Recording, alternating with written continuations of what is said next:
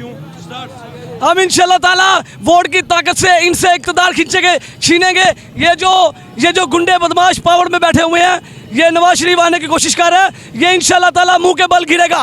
हम इंशाल्लाह ताला अब इमरान खान साहब को 2/3 मेजोरिटी से पाकिस्तान का वज़ीर आज़म बनाएंगे।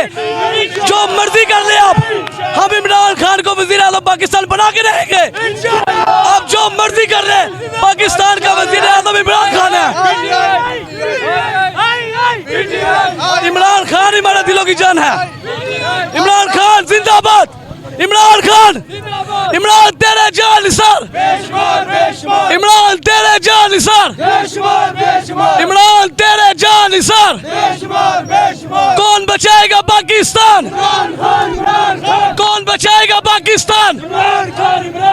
तेरा यार मेरा यार, कैदी नंबर 804।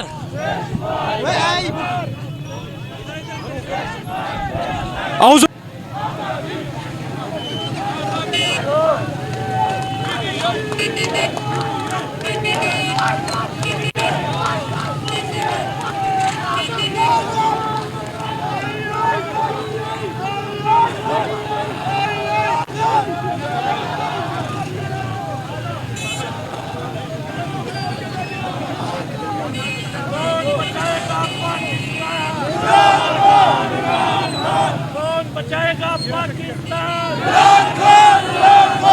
कौन बचाएगा पाकिस्तान? कौन बचाएगा पाकिस्तान?